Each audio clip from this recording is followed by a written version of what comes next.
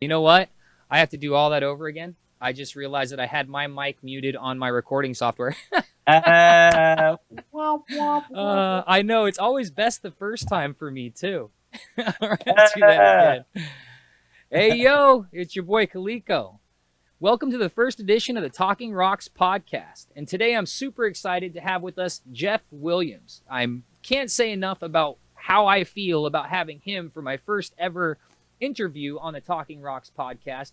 And this is the second time I did this. The first time, I'm telling you, it felt and flowed so much better.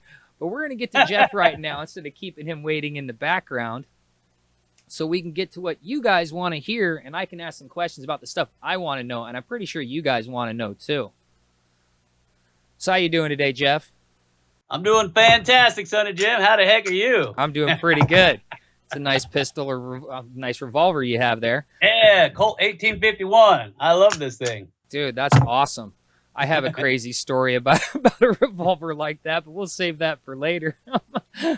I tell you what, your background looks a lot better than mine does, Jeff. It totally fits your channel and everything. Is that an actual, thank you so much. It's not mine. It's Slim's. This is his cabin. Nice. Yeah, You're in Slim's cabin. Yeah, he just lets me hang out in here every now and then, as long as I help him dig. So he's sitting right over there right now, but he don't want to say nothing. So it's just you and me now. Yeah, I understand. No, Slim's definitely one of my favorite parts of your channel. I ran into your channel the first time about 5 years ago when I was thinking about starting my channel. And my channel is nothing like your channel. And your channel's production value is just ridiculously high. Well, thank you. I love it.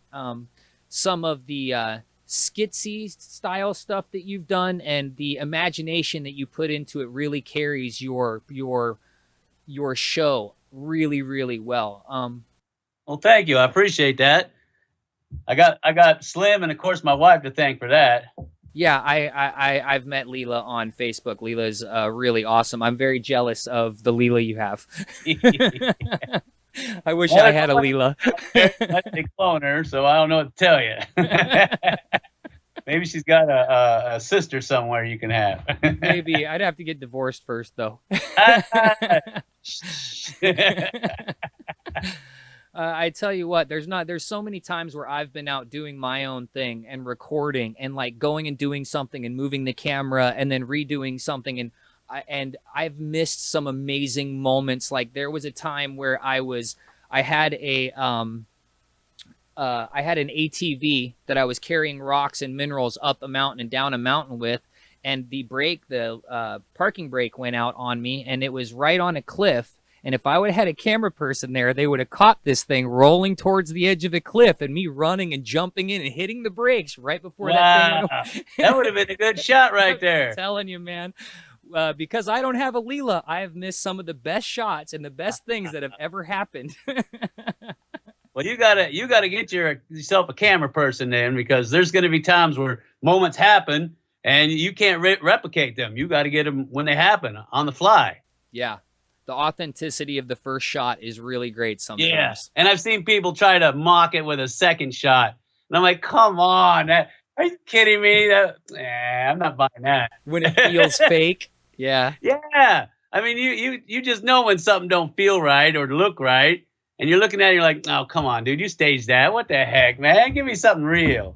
Especially when you have a community like you and I have. I have to say that both my community and your community are some of the most involved viewers that really care about what we have going on. Like, we're lucky in the fact that we don't have a super toxic chat. You know what I mean? Like, when you go and read the comments. I've seen some channels, woo, man, they get off onto some conversations I don't want nothing to do with. Yeah, a bunch of mean people out there. So I'd leave that alone. No way I'm not getting sucked into that. Yeah, no, I've been in your comment section a bunch over the years, and we have the same type of viewers, and they're people that are really cool for the most part. Yeah. It's funny. I've made some real good friends out of my viewers doing some stuff like what you've done. I've done a public digs where I've invited my viewers out to dig with me and stuff like that. And I've seen some of your videos where you've had some people out on your gold claims.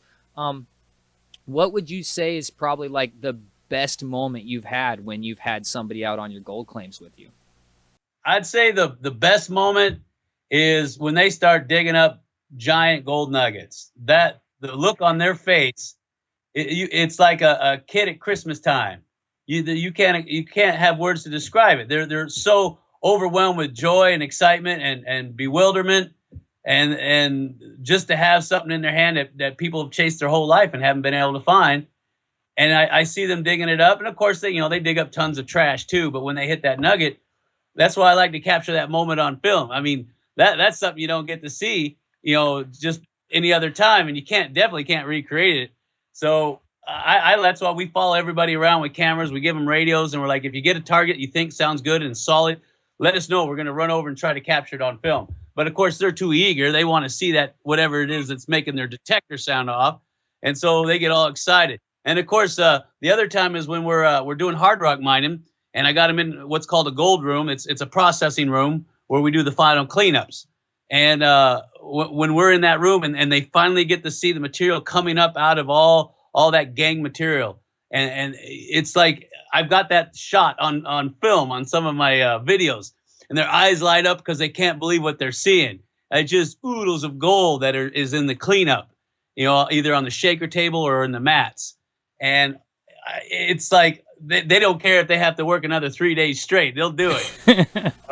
And gold fever is real too. I'm telling you, people think it's a joke, but it's real. I've seen people start finding gold and they'll work all night. They don't care. So we've had that happen on a few of our tours where they'll work. I told them to go to bed. They need to rest, but they'll work all night through just to get some more of that gold. And we had one lady from Holland. We took her one of our underground tours, and she found gold in one of the support columns that was holding up the back inside the mine. Oh, no. It's a small pillar. And I told her most of the old timers took the gold except for what's in the pillars. So she started hacking on the pillars. I'm not kidding. I was getting nervous. I'm like, I said, that's what's holding the back up, right? She goes, yeah, but there's gold in these things. Right. But what good is the gold if that back comes down? You're about to put 100 tons of stone on everybody in the hole. Basically. So I know if you really want to do this, you need to get some ground support in. So we went out and we got some 4x4s and 6x6 timbers, and we cribbed it all up. And then she went in there and she removed most of the column, and she found a ton of gold and silver. Wow! Inside that column. So you actually facilitated the ability for her to take that out, and even knowing that it had been there forever and it was what was holding the ceiling up, you're like, okay, we're going to shore this up and we're going to let you do that. Yeah, I got it on film too. That's really, I missed that episode, but I don't catch every episode, but I'm telling you, that's a really cool thing to do. Yeah, she started in, her husband was around the back, working on the back of the column, and she was whacking away. I couldn't get her out of that mine for nothing. I said, we need to get back. It's getting dark, and I don't want to hit a deer on the way back.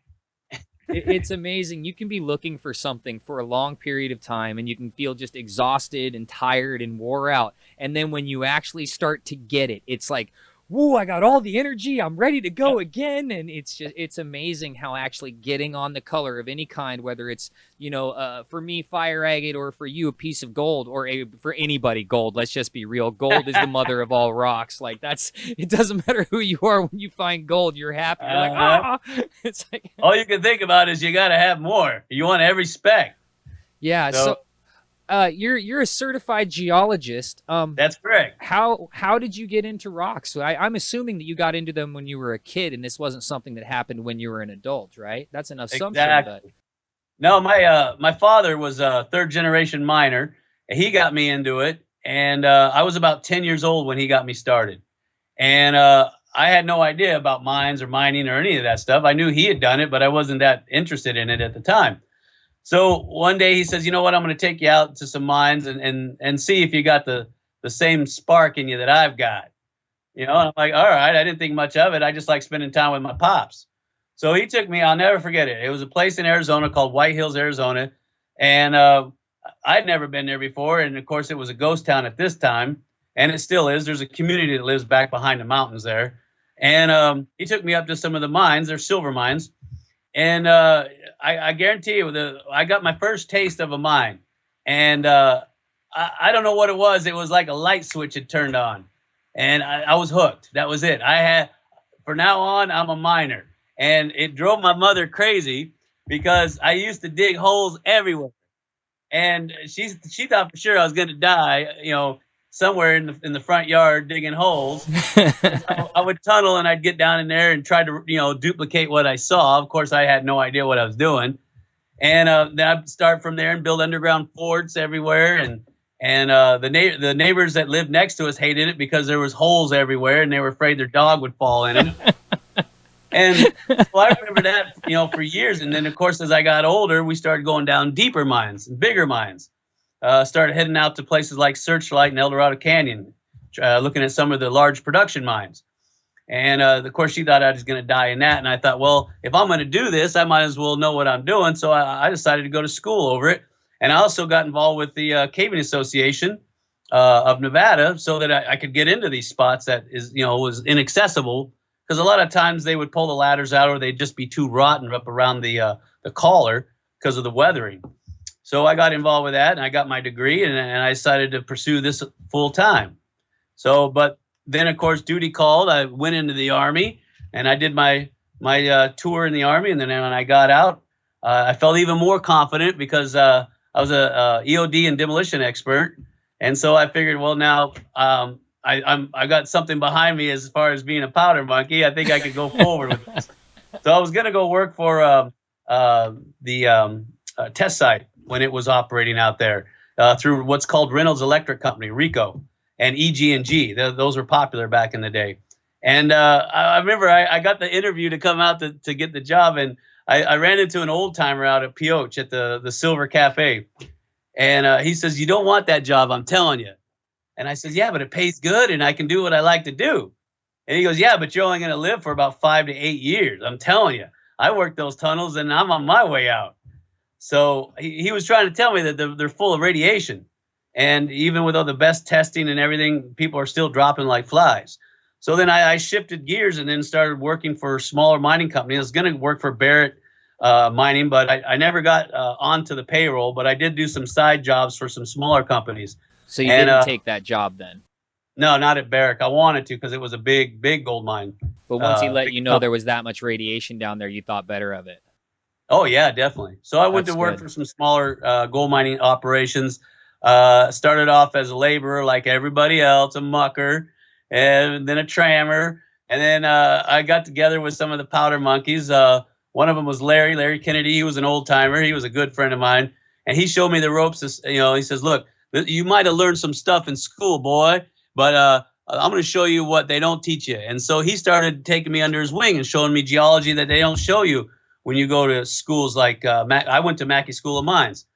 And so when he showed me that, it opened up a whole nother avenue because I thought, wow, this is stuff, they teach you the minerals, they teach you the rocks, and they teach you, how to read geological maps and associations and all the different deposit models. But there's things they don't teach you in the books, like there's certain plants that you have to look for, or, there's certain characteristics of rocks that have certain similarities between deposits. They don't teach you these things. They teach you the basics. And even at a college, they don't teach you those things, huh? No, they don't. Wow. And even if you get your master's, they just teach you whatever the academic wants to teach you. They don't teach you real world. You have to get out there with your boots on the ground and actually get involved with it before you can actually say, "Oh yeah, you know what? I've seen this type of deposition before at another mine, and I'm telling you that I've got the feeling that this is going to be the same thing here." So most people look at it and say, "Well, I only see, this type of rock or this type of model, so I don't think there's any gold here." Yeah, but I've seen this before, and I'm telling you, this is going to have a deposit maybe 100 feet down. Could be a Gossan, could be anything. So I've learned to listen to this guy, Larry. He knew a lot, and he taught me a lot. And with this, I felt really confident to get out there, and I started finding gold. Not a lot.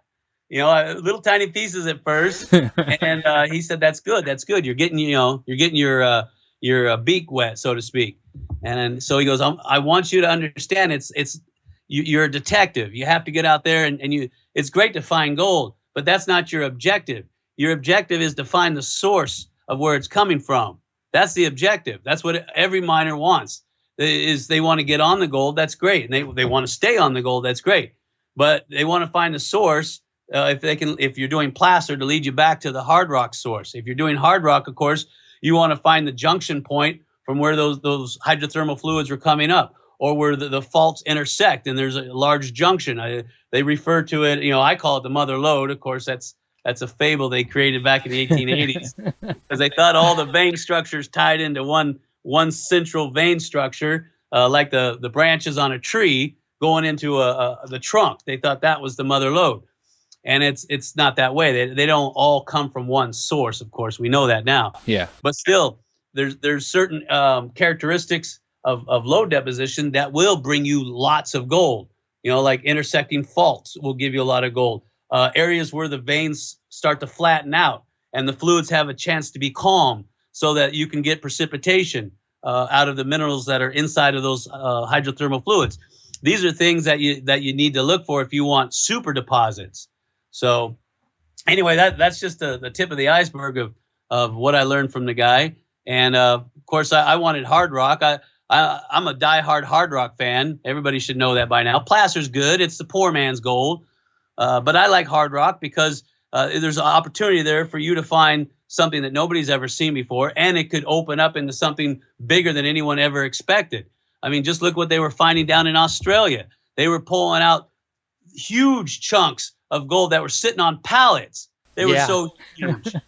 And I saw that like a year ago. It was like a year ago, right? It's unbelievable. Yeah. They thought it was tapped out, but no, they were following the clues from the geologists were following the clues, and they got lucky and they tapped into it.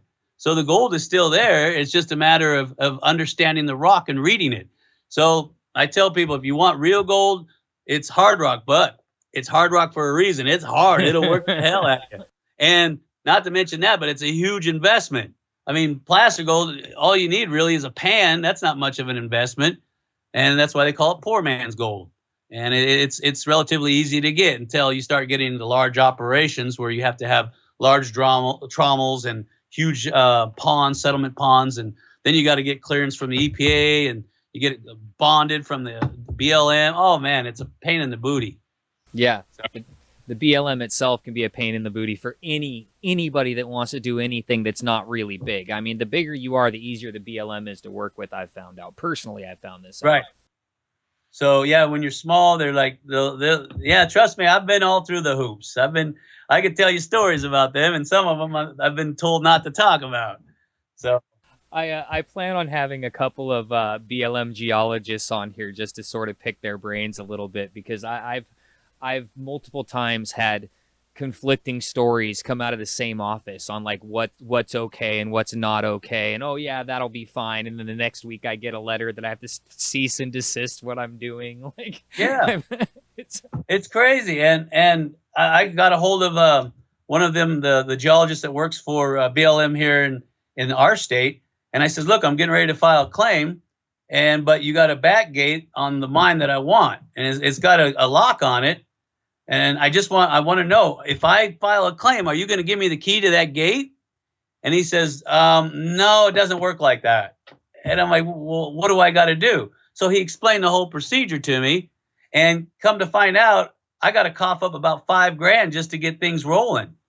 I'm like, to get the key to that gate, I got to give you a bond that starts at $5,000? Are you serious? He goes, well, that's an average, but yeah, because we have to bring a team out, do an assessment, and you have to tell us exactly what you're going to do in there. And I says, it's small scale. I'm not commercial. I'm not bringing in large equipment. I'm going to be doing hand sampling, grabs, pick samples, things of this nature. I'm not going to be doing anything extensive, but nope. He says somebody's got to pay for us putting that gate in. Oh my God. That was being honest with you, wasn't it? That's when he finally said that. He was actually getting to the nuts and bolts of it. I said, well, I was hoping you guys could pay for it since you guys got unlimited funding. That was here before I got here. What do you mean? I was like, okay, that's all I need to hear. I'm not gonna get involved with anything that's got a gate on it. Forget that. Have you ever heard of AMRA? Yeah. Okay. So you do know of them. Have you had any dealings with them at all? Because I mean, they seem to be on the front lines of fighting for people on this one. It seems like and they're really good about it. Yeah. They will definitely hold their feet to the fire. That's another interview I plan on having. Scannon is really, really good about that. Yeah, he's very knowledgeable. I watch almost all of his videos that he posts on Yeah, Facebook. I do I've been too. following for a couple of years. And really knowledgeable guy, and he's like a bulldog when it comes to this stuff. He won't let go, and I like that. Yeah, I think people like you and me that have the tenacity to go and spend, if it takes 6 months in a hole in the desert, then that's what it takes. When you have that sort of mentality, people, dealing with people seems to be something, like you say, we become sort of pit bullish. Like, it's not it. I mean, Yeah, it's like, hey, compared to what I'm willing to time go into through in the this. wilds, this is nothing. Like, Right. I mean, exactly. I mean, I've dealt with, all the different critters that are out there. I've personally shown videos of me getting stung by bark scorpions and still working the claim, regardless if my body is going into shock or if I'm numbed, from the arm down. I'm still working that thing. yeah. So, so yeah, when somebody says, well, you got to do this or that, well, that's nothing. All right. If that's what I got to do, we're going to do it. So yeah, for me, the hard part is learning the paperwork and the politics. I mean, and that seems to be what he's really great at. And I myself, I'm horrible at that part. I've always been horrible at that part. I never liked school. Like, right. The last thing I want to do is fill out a whole bunch of papers. And it gets complicated too. Sometimes the verbiage in there you don't understand, and you're afraid if you make one mistake, it's gonna cancel everything out. And then there's been several times I filed paperwork and they've sent it back, and I couldn't figure out what I'd done wrong. They said, no, we can't accept this. We can't accept this. I'm not going to guess at this. I'll call you on the phone. Let's talk, one-on-one. So I've done that many a time with BLM because I don't know what they want. And they're like, well, you need this one little tiny thing right here behind this word. Oh, well, who's going to figure that out? Yeah. That's sort of a joke, the way they'll just basically pussyfoot around with you and not give you the exact little piece of information you need to fix a problem. They'll just figure it out. Like, yes. Now, don't get me wrong. I've talked to a lot of other people that work for BLM on the other side of the coin. They were very helpful. So I can't, badmouth them 100%. And they called me back and they said, look, we want to make this easy for you, but we're being told that we have to do it this way. So let me try to help you on a one-to-one basis. So I can't badmouth all of them. There's, it's like anything in life. You got good ones, you got bad ones. So I just try to find the good ones out there to make it roll easier, so I can get on to doing what I do. Yeah, make a friend of that guy and keep his phone number. I do. Actually, I have a list of all the ones I like and the ones that, are really quick to help, and all the way into all the agents that work for BLM, because there's a long history that I have with some of the BLM agents because of a turtle. I'll leave it at that. You don't touch those turtles now. Oh no, man! It's funny. The first time I went out to the Opal Hill fire agate mine, I ended up owning it right after this first time I went out there, and I didn't know anything about the turtles. I didn't know about the Gila monsters that were out there, but I didn't know anything about the turtles. And before I moved my car, I saw something as I was walking up the ridge to get back. Because my first mining adventures in recording, I did everything out of the top of a Ford Taurus. So, oh yeah, hey, don't feel bad. I had a Ford Escort, and I beat that thing into the ground to get out to the mines. I tell you what, man, that Ford Taurus, one of the best cars I ever had, because it never broke down on me the whole time. And I mean, I put a roof rack on the thing, and like I slept in the back of it, and like I put it through hell. And I ended up selling it for $200 less than I purchased it for. Wow. So, now that's a good deal right there. I can't talk bad about that car at all. Exactly. But that turtle, I noticed something under the car when I was coming up the ridge. And when I got to the car, I looked up and I was like, oh, there's a turtle. And, I get my camera out and I get some video of him. And oh, my goodness, did I get contacted by people. Did you touch that turtle? I was like, no, I didn't. And I made sure I didn't run it over. Now, for clarification, because I know you're going to get a lot of comments on this. So let me clarify. Yeah, I know it's a desert tortoise, but I'm calling it a turtle. Yeah, right. Because I get that. Oh, man, I get so many comments. It's a desert tortoise. Know what that is. Yeah, I know, but I call it a turtle. And yeah, if you touch one, I guarantee everybody and their uncle's going to fly in from wherever in a helicopter, land in your front yard, and whisk you off to the nearest court. I got contacted by one of the animal people that like works on them out in that area of the desert, specifically asking me a string of questions to find out if I physically touched it. He was literally trying to find a reason to ticket me. Yeah. He's like, and this is like 4 months after the video went live. This guy sees it. I mean, there weren't that many views on it, to tell you the truth, but 4 months, and he's contacting me like, well, did you? I just want to make sure you didn't try to feed it anything. I'm like, give me a break, guy. You could have fun and said, no, I made soup out of them and used the shell as a hat. You want to see it? Kidding me with the trouble I've had with them sometimes? I wouldn't make any jokes like that with these people. I know. But we made a video years ago, and it somehow it got surfaced into one of the agent's office. And oh man, you thought that I had just, condemned the whole world to death because everybody and their uncle was on me, and I had to go to court over that, and I was looking at jail time and see, man, that's what I'm talking about. Looking at jail time. I just thought the guy wanted to ticket me. I didn't realize he wanted to put handcuffs on me. I've had enough of that in my life. And all we did, we didn't even pick it up. I have it on film where I simply I'm talking to it, and because I thought it'd be fun to have it in the video. I saw that video. You're laying on your belly, right? Yep. Yeah, I saw that video. I said, hey, do you know where Nevada Jack's at? And he goes, of course it sounds like Charlie Brown. Wah, wah, wah, wah. Oh, thanks. Well, I'll see you later. So I tapped him on the back of the shell like that and took off. And that was the problem, huh? Oh my God. Stop the presses. And then of course they're like, oh, well, you were also in a national preserve. You had a metal detector with you. Oh man, they just came down hard. I'm like, all right, what's it going to take to make this go away? So they gave me a string of things I had to do, and I did them. So have you seen any of those Gila monsters out there? Those giant lizards that come out at night in the Southern California desert?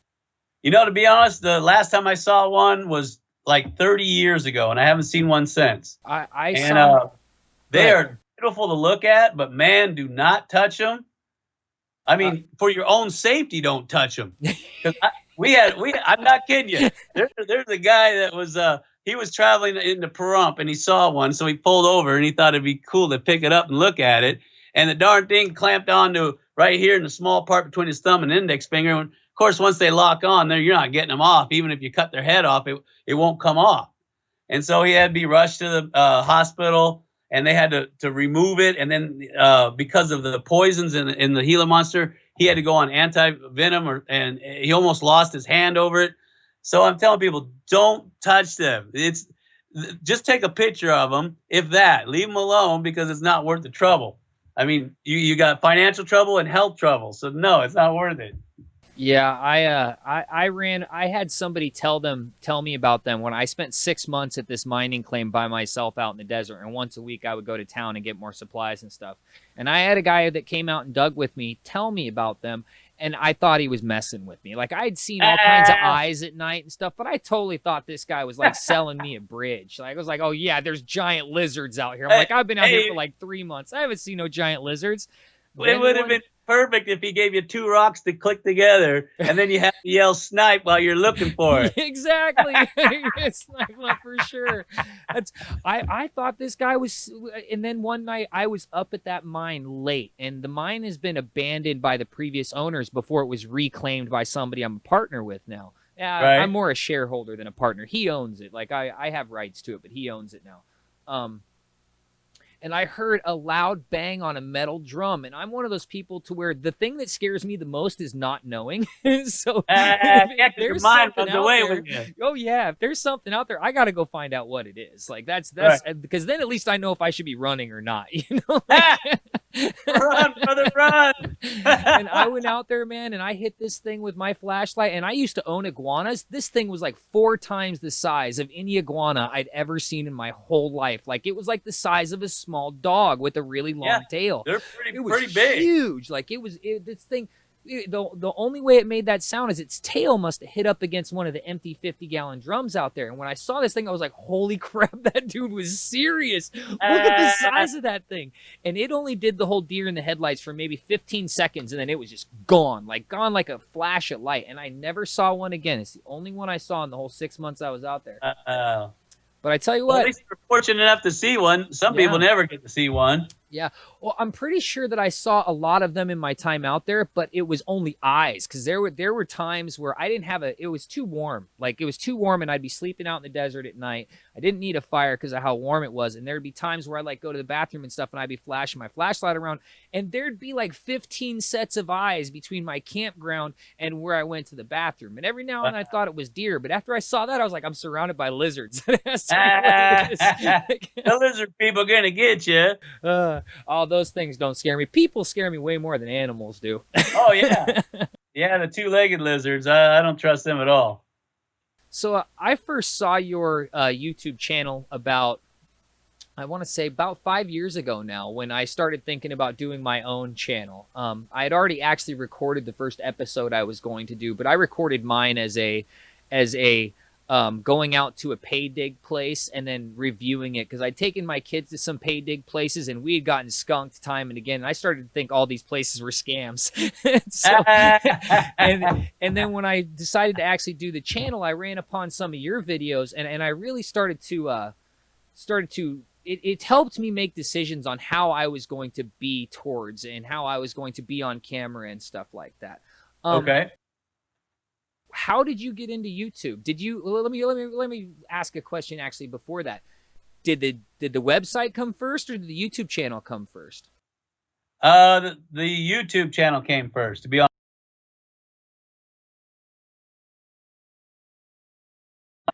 You'll see that it actually started off as car repair videos, and because I'm a certified ASE master, and so I have my own shop, certified welder, MIG and TIG, HVAC. And so I thought it would be cool to do videos for this new thing that was coming out called YouTube. And so our first couple videos, we show you how to do your AC, your brakes, and, simple stuff. And we called it Video Car Tech. And I thought it would take off. And it didn't. It didn't take off at all. Nobody wanted to, a few views here and there, but nobody was really interested. And I'm like, oh my God, are you kidding? I'm showing you secrets about your R134 system in your vehicle for your AC. You don't want to know that? All right, fine. All right, it's going to cost you a fortune, because I've worked for some dealers and I can tell you, oh man. So I said to heck with it, and that was pretty much, I was washing my hands of the YouTube thing. And because it was new and I thought it would never take off. Well, my wife one day, I says, let's go out to one of our claims, because I had claims at the time. And that's what we do to relax, go out and dig some dirt and run it through the trommel and try to get some gold. And that's my therapy right there. And so we were out one day getting some dirt, and she goes, hey, you know what? I got an idea. She had this little tiny thing. It looked like a pack of cigarettes. It was called a flip recorder. And it was specifically designed for YouTube when it first came out. And it was just a little box, and it had a lens on the front, and you push a button and a USB port would pop out the side so you could plug it into your computer. And it was, I think it filmed in 480. It was terrible. And she says, why don't you just start talking about what you're doing? And I says, nobody cares about gold. That's digging in the dirt. Are you kidding me? And she goes, just trust me on this one. Tell them what you're doing. And so one of our first early videos, you'll see me, I'm wearing a gray sweater, got my hat on. This is the same hat. And I got a scruffy kind of like a light beard growing in. And so I'm digging. And so I start explaining the geology of this particular area and why we're digging in this particular spot. And then, of course, later I show the gold that we get from that based on the clues that I was following to get to that point. And so to me, this is just everyday stuff. It's not a big deal. And I thought nobody'd care about it. So we posted it, and everybody loved that video. And she goes, I'm telling you, make more of those videos. But I'm like, people don't care about, I'm telling you, digging in the dirt is like making mud pies. Nobody cares about that. She goes, just do another one. So I thought, well, you know what? I remember when I used to watch the old Buzzard, Tom Massey, all the time. He was my favorite. And so he did a episode once, him and his son, about gold that they found in construction sand. And so I thought, well, I'll go to Home Depot and I'll get some sand and I'll run it through the trommel and see if there's any gold in it. So we did that video, and that one took off like that. And I think right now I've got, 1.5 million views on it, close to 2 million. And people love that video. And she goes, I told you, you need to keep doing videos like this. And I'm like, I'll be a son of a gun. I would have never guessed that people would be interested in this kind of thing. And so I thought, well, I got a lot to talk about. I mean, I could probably make 1,000 videos on this subject, either plaster or hard rock, or just geology or extraction or deposition models. I mean, I could go on and on. Yeah. Well, then do what you do, and so we started making videos, and I thought, well, you know what, I might as well, create something, a character. So I found an old leather jacket. I put it on. I already had the hat, and the rest is history. I just started going out and explaining stuff and having fun with it. And I think that's the key, is to have fun with it. That's very true. That's what a lot of people want to see, is they want to be entertained in some way. And that's funny that you would say. And so I decided to create a character, because that was my next question. How I mean, in order to have a good character, it has to be a portion of really you. So what portion of the Jeff Williams that everybody sees on screen is you in every day? Well, I get that like 20%, question a lot. In the very beginning, if you watch my earlier videos, you'll see that it's about maybe a 20 to 80 ratio, because I had a lot of character improvisation, which was 80% in the beginning, and then 20% was me. You can see me popping out now and then. Oh, we locked up. What happened? Oh, I lost the internet for some reason. Are you there? Yeah, that was a horrible time for that to happen, man. I have this. I'm working on a laptop that's not the streaming laptop I prefer, but I have a motherboard issue with the other laptop, and it's in pieces, and I haven't had the money to get it repaired. And this laptop I'm using, it has to have a Cat 5 plugged in through a USB 3.0, which is a small thing, and my dongle that plugs the Cat 5 in, I started having problems with it yesterday after we already had all this set up. So it dropped out, and I had to unplug it and plug it back in. Sorry about that. No worries. I'm like, I don't think it's Slim's cabin. I think he's pretty good about this stuff. Yeah, no, your internet's been great. So like I was saying, I don't know how much of that you caught, but it dropped out right at the point where you'd said about 80-20, and you'd really started to go into if we went back to about 10 years of your videos back, that we'd see it's about 80-20, and you were like right in the middle of that. Okay. So so in the beginning, I had this persona that I created, and I was 80% persona, and then the other 20% was me. And as time went on, and I kept doing the videos, and as you get older, I guess you get a little cranky now and then. The numbers started to change, and now it's more 80% me and 20% added on. And I think as time goes on, it'll just be me being cranky all the time. And because people are like, why are you acting? I said, if you go to any of my seminars, or if you go to my tours, you'll see this is the way I am. Or if you ask my wife, this is how I talk all the time. And I says, I do get a little calmer, of course, if I don't have my coffee. But for the most part, this is how I am. And so now what you see in the videos is exactly about 80-90% of who I am.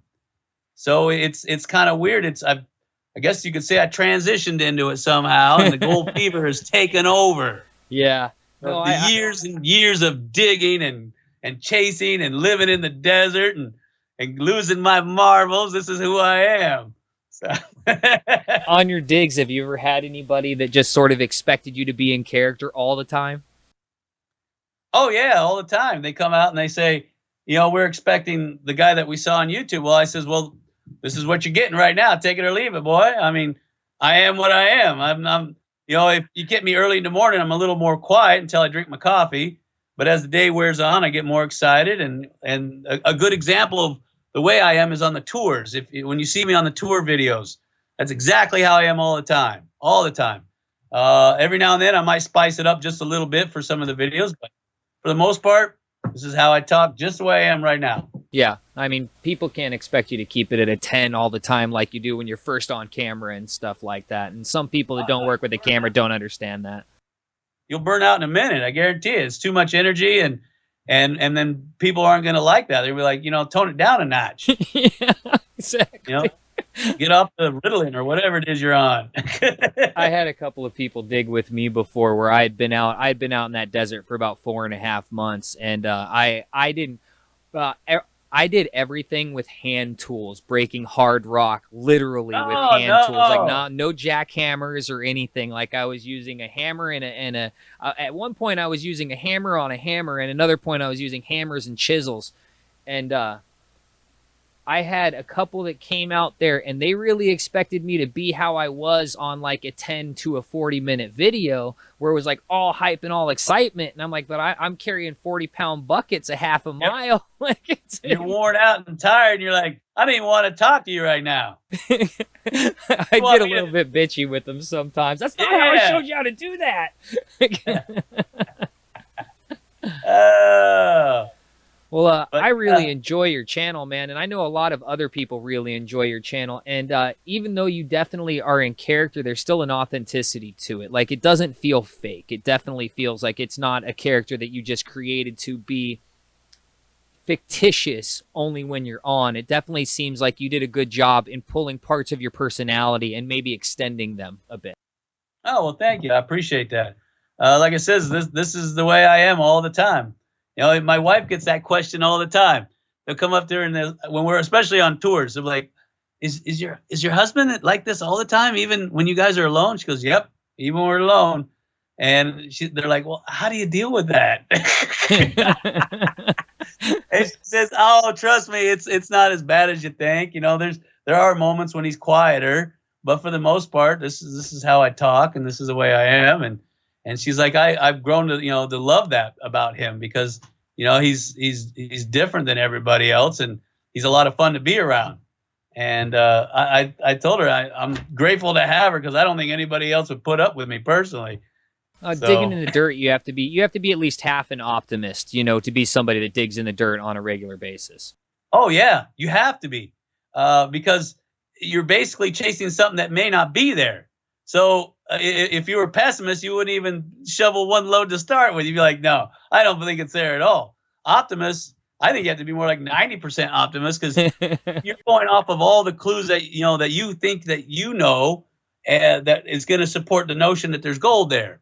So you're actually chasing after that, and you're hoping that what you think is going to pay off is actually down there. So yeah, you really have to be an optimist because I've gone 40 feet straight down and not hit nothing. And people are like, you're out of your mind. Yeah, but what if I'm right? What if I am right? There's the optimist right there. Because if I'm right, you're going to be, you know, going to have to give me an apology and eat those words. So, and when we started drift mining, a lot of people thought it was crazy. And explain what a drift mine is for people that don't know. Oh, because yeah. I don't. Well, the terminology drift mine was made popular back during the Alaskan gold rush. It's when a lot of the gold was sitting down on top of bedrock, the placer gold, in a lot of this alluvial channels, alluvial flow. And so to get to it, they had to go down through all the permafrost and the ice and through the frozen gravels, and they got down to the very bedrock, the bottom, and they would drift along the top of the bedrock to get the gold off. Because it was deposited there millions of years ago through a lot of glacial movement that brought it down. So when I refer to drift mine, that means that it's not in solid rock. It's in like a conglomerate alluvial, and it's really soft. And the gold was deposited there millions of years ago. Through our deposit was through erosion, And so we're drifting along any type of artificial bedrock. In our case, it's caliche. It's cemented caliche. And we're drifting along the top of it to try to get as much gold as we can out of it, and hoping to find the very bottom of a pocket, or the bottom of where the gold is concentrated in when it was deposited during the days of the inland sea here in Nevada. So we call it the drift mine because it is a drift mine, and we're literally drifting along the top of this really super hard caliche that you have to blast just to get through. So we dug that years ago. We started digging that, and people thought I'd lost my mind because I'd done my research. It took me about a year and a half of sampling and doing my research, and then I was confident if I dug there, I would hit gold. And I was only off by maybe 10 feet. So I felt pretty good about that. That sounds good to me. So we went down, and everyone's like, "Oh, you're crazy. There's nothing down there. It's all alkali and cemented caliches and gravels." And so I went down, and I thought, well, I'm going to start drifting this way because all my research points that it's in that direction. And sure enough, I'd say we went maybe 10 feet. It's on video. And we started finding little tiny pieces of gold in this red clay that was right on top of the caliche. And so I knew once I saw that, I was on a winner. It's just a matter of following it to get to larger concentrations, or even possibly if the source still exists. I don't know if it does. I hope it does. It might be eroded away, or it might be down there somewhere. I don't know. But you can, as you tunnel down through these layers of strata, you can actually see all the different events that took place back then, which is really interesting. You can see when the inland seas were there and they evaporated. You can see the gypsum crystals that precipitate out through the clay seams. You can see all the different hard pack layers that go down through the timeline until you get to the fine grained cemented caliche at the very bottom. My question is what's below that? And I'm having a hard time because you have to literally drill and blast to get through it. It's that solid. I mean, there's no jackhammer in the world. I get so many people telling me that. Just use a jackhammer. I'm telling you, this is like the strongest concrete times 10. There's no way. So we've had to literally drill and blast to get down through it. And I don't know how deep it is. We've ran 4-foot drill steel into it, and it still keeps going. So, and of course, as we're doing that, we got lucky. I didn't expect this one, but we ran into a cave system. So that was down there. And we started sampling the material out of the cave, and we started finding fossils. Lots of ammonites were down in the bottom. I'm hoping we hit some trilobites, but we were finding ammonites. And the clay is a reddish color. It's different than the alkali caliche that we're seeing. And the cave system that we found is going off to the right. And I want to get in there, but it's so tight. I can barely get my head in through one of the little passes. But if I can, we've been working at chiseling that all out to get through it so we can keep going. And we finally had to blast out a section right before the cave so we could dip down and get our bodies in, because it had created a hump to where it bends your back in a horseshoe to get in. And that's not it's not comfortable at all. And so in our last video, we blasted that out. I just watched that. We got the caliche broken up. We sampled some of it. I show a piece of gold that we found in one of the little pockets. We ran the detector over real quick, and so that's that little nugget that you see at the very end. And I thought, oh, this is fantastic. So there might be gold in there. So we're chasing that, and at the same time, we have to mine the glory hole, because that's what's paying the bills. So we have to keep mining that out. So, and of course, it's a lot of effort. And then with the everything that's going on in the world today, it makes it hard to get around anymore. Yeah. So, and people don't realize this. They, now that nobody's working, everybody's like, hanging out in the desert. I can't tell you how many times when we head out to the drift mine that there's people out in that area. And I'm like, well, even though it's on private property, we're just going to, because they know my vehicle, we're just going to keep on driving past the area. We're going to go to, the Denny's in town. It's right outside of where the mine is. And we're just going to eat and have coffee, and then we'll head back to my buddy's place. And so the vehicles will either be gone, or we'll come in real slow, and then we'll park at my buddy's place so we can get to the drift mine. But Yeah, I can't tell you how frustrating that is, because I know if they see that the vehicle we're driving, they're like, oh, that's him. It must be over there. Yeah, that's very possible. Uh, so you start. I was scrolling through while you were talking a couple of minutes ago. I was scrolling through your channel on another page, and it looks like you started about 12 years ago. Was when you first started doing gold Yep, videos. that's Um, about right. when was the first time somebody recognized you, and did you think that was awesome, or were you like, oh, here it goes? Um, I think the first time somebody recognized me was at one of the gold shows. I used to do the gold shows all the time, and I actually used to give classes there, seminars. And when I did the first gold show, um, I'll never forget. We were walking around inside of South Point, where they had the gold show, and somebody had recognized me there. And we used to hang out at a place called Desert Outfitters, where I'd give weekly classes or monthly classes, and people would walk in the store, and I'd be hanging out talking with Pat or Rick, and they'd say, "Oh, that's Jeff from AskJeffWilliams.com."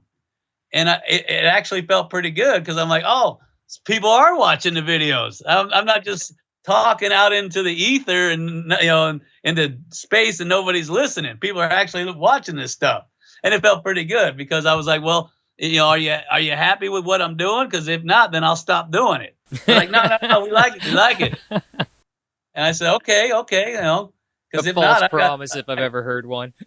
I got plenty of mining to do. I could, but if you like it, I'll keep doing the videos. And they're like, yeah, we like it. And of course, I used to give lectures out there. I used to love doing that before they closed down, and have the people come out, and then they could meet other people of like-mindedness. I like that. I've always liked getting people together, and they can share their stories and their ideas, and their techniques of mining, because sometimes I've run into people who've got ideas I've never even heard of before, or stories I've never even heard of. And I really like that. I like people sharing this stuff and building a community, and getting involved. And because this stuff is a dying art form, I don't think there's many people out there that do this kind of thing. Not on the scale that I'm doing. And and so I want to get people involved so they can learn, because one day I'm not going to be able to do this. I want to retire. I want to live in this cabin and relax. So I'm going to pass it on, and hopefully someone will pick up the torch. And getting back to your question, it felt pretty good. I was actually really happy that people liked what I did, and that motivated me to want to do it more. So I did more videos, and now we're up to 450 videos. So, and I'm going to keep on going, because believe it or not, I'm still learning too. There's times I've been out in the field and Mother Nature threw me a curveball, and I'm like, I ain't never seen this before. I need to make a video on it. I need to tell the people what I'm seeing. So that's what I'll do. Or if I'll learn a new technique, like I'll have a buddy of mine say, oh, Jeff, there's a new way that you can work sulfides now. They got a new type of flux that they're using where you don't have to roast at all. You need to do this. Well, heck, why didn't you tell me about that sooner? So I start practicing with that, and then when I get confident, I make video on it. So that's one of the next videos we got lined up, is how to process your sulfides without having to roast, because roast is so dangerous, especially if you've got any type of arsenic mixed in with it, and you breathe those fumes. That'll be the last thing you ever do. And you're using terminology that if somebody's watching this that doesn't watch your channel on a regular basis, doesn't know what a roast is, can you give a quick description of what a roast is? Well, when you're working with a refractory ore, or that when you break it down. All right. It just led to more big words. Yeah, I know, right? When you're working with iron pyrite, which is a sulfide, it's basically iron and sulfur that have combined together. And there's a reason for that, but I'm not getting into it right now. Sometimes gold can hitch onto it for a ride as it's coming up. And what a lot of miners do is they'll see that. They call it fool's gold, iron pyrite. And it does have different compositions. You can have antimony in there. You can have arsenic. You can have a whole host of different things in there. But the idea is that you want to get rid of the sulfur and free up whatever gold is attached to the iron in there. So what a lot of guys do is, to get that, and mining companies too, is they'll have to crush it into a fine powder, concentrate it, and then they'll have to roast the sulfur out of it. And that can be dangerous. You have to heat it anywhere from 700 degrees to 1,000 degrees for about 30 to 40 minutes. and you have to have it in an oxygenated environment so that the sulfur will leave. And you have to constantly stir it so that you do create that type of environment. And the problem is as the sulfur leaves, it can create hydrogen sulfide and sulfur dioxide. And of course, if there's arsenic in there, you can have arsenic gas coming from that. And if you breathe it in, of course, it's going to ruin your day. Yeah. So that's what roasting is. And big companies, they'll use what's called a roaster. It looks like a giant trommel, except it's much longer. And it's got flame heaters on it, and it'll rotate the ore inside. And what it's doing is it's mixing it and aerating it, oxygenating it, and creating a hot environment to burn the sulfur off. And then when it comes out the other end, it looks like a brownish red, sometimes black or sometimes deep red. Looks like hematite, because that's basically what it is. And then from there, it's easier to get the gold out because you can use gravitational separation to get the gold out from that point. You can do another grind. You can remove the magnetics, and then you can run it through, like, say, a Knudsen bowl or a wave table or an RP4 or something to that effect to get the gold out. So getting back to the roast, that's what roasting is. Sulfides can carry gold, not all the time. You have to do an assay on it to find out if there is gold in it. If there is, then you have to crush, concentrate, roast, and then separate. So why it's so important, getting back to what I was saying, is a lot of guys don't like to roast. So there's a new technique. It's not new, but it's new to most people, is where there's a new flux that you use where you don't have to roast the sulfides. You put them together in the crucible, and you heat them together in one shot. And you put in some iron nails so that the sulfur is drawn to the iron. And you do everything in one shot, and then you can do a pour. You won't have a mat that sits on top of your prill at the very end. So I think it's really good, and we've got everything to do it. We just need to make the video. We've got the sulfides, we've got the equipment, and we've got all the new types of fluxes that they just came out with. And I always tell people where to get this stuff too, so they can do it themselves. A&B is a good place to get chemicals. We did videos on mercury, everything from amalgamation to retorting. And people are like, "Oh, isn't that dangerous?" Not if you know what you're doing. It's not dangerous at all. Now, mercury, that's what you hear about a lot. And when you hear dirty gold, you hear about mercury a lot and stuff like that, right? Yeah, and amalgamation and mercury's got a bad name, and I don't know how it got to that point. I don't know if people started eating it or what. But I've used mercury for years, and as long as your retort is sound, you're good to go. If you got leaks in your retort, well, it's like playing Russian roulette.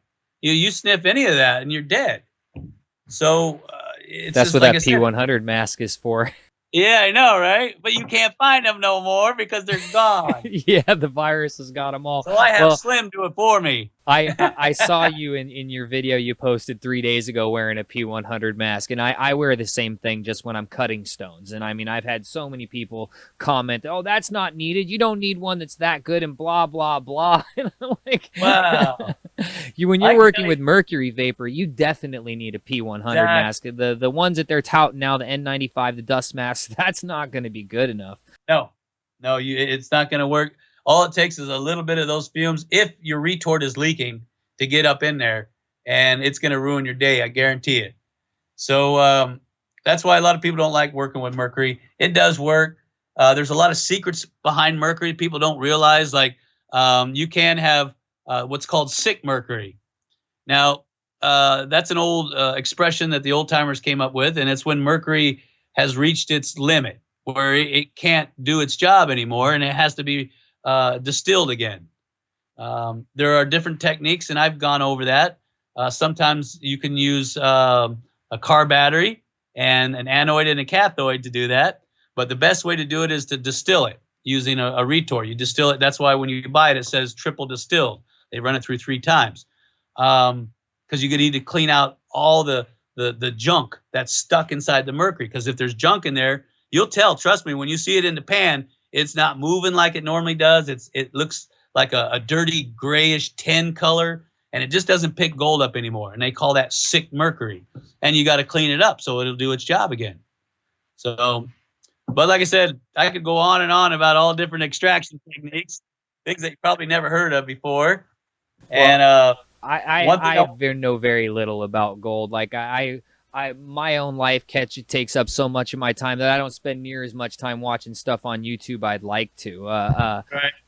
You started your channel initially trying to teach people about cars. I initially started watching YouTube to learn about cars. I used to tell people YouTube's my daddy. Like, so I used to tell people. I grew up without a father. I never knew anything about cars. I found YouTube and I'm like, oh my God, I can fix stuff now. And so yeah, it's a great teaching tool. Yes, it is. So much power there. Yeah, there's a lot of craziness out there, but man, I tell you what, I'm amazed at how just one simple resource, you have all this information. I mean, back in the day when I was going to school for this stuff, you were lucky to get a college professor to tell you anything, without having to endure 2 hours of mind-numbing speeches. I swear, I must have like holes in my eyelids from propping them up all the time because I'm like, just get to the point. I just want to get to the gold. Yeah. How do I find the gold? And it's funny because I learned a lot from that college professor is not what not to do. I'm not going to sit there and go, blah, blah, blah, blah, blah, blah, blah, blah, and then go over all this stuff just to get to the meat. No, nobody cares about that. So that was one of the motivating forces behind my character when I first started off, is to keep it fun and exciting. Because you'll lose people like that. You start talking some of these words, and they all end in like an ite. Like you've got muscovite, and you've got moldavite, you've got cerussite.